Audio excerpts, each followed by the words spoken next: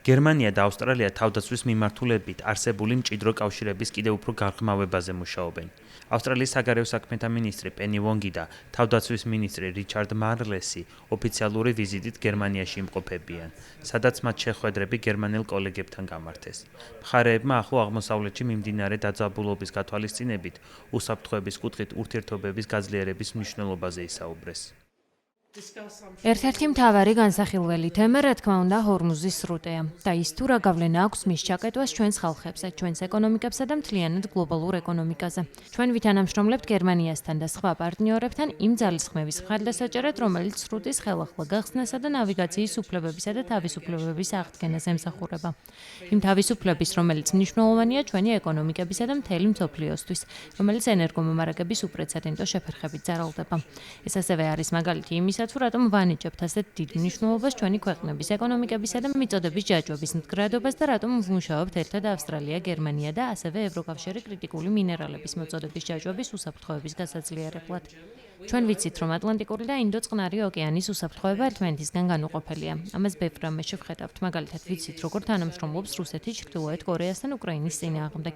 ეს არის ერთ-ერთი მიზეზი, რომლის გამოც ავსტრალია ნატოს არაწევრ ქვეყნებს შორის უკრაინის ყველაზე დიდი სამხედრო მხარდამჭერია.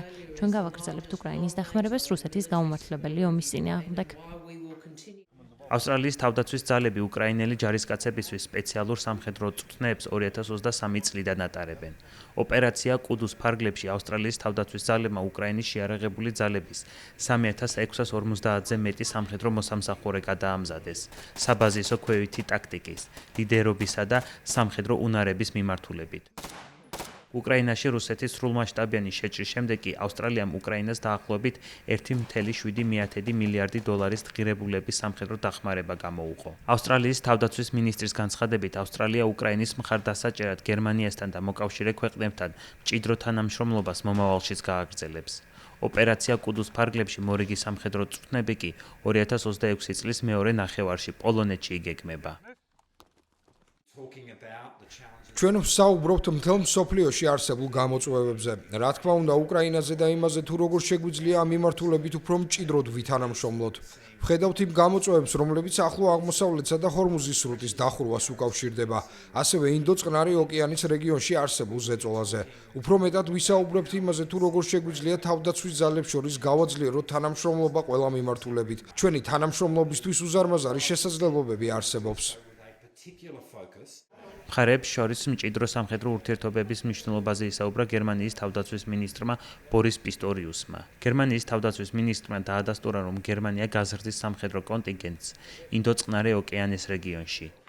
ბორის პისტორიუსმა ასევე ყურადღება გაამახვილა გერმანიისა და ევროკავშირის თავდაცვის ძალების გაძლიერების აუცილებლობაზე, განსაკუთრებით რუსეთიდან მომავალი საფრთხეების ფონზე.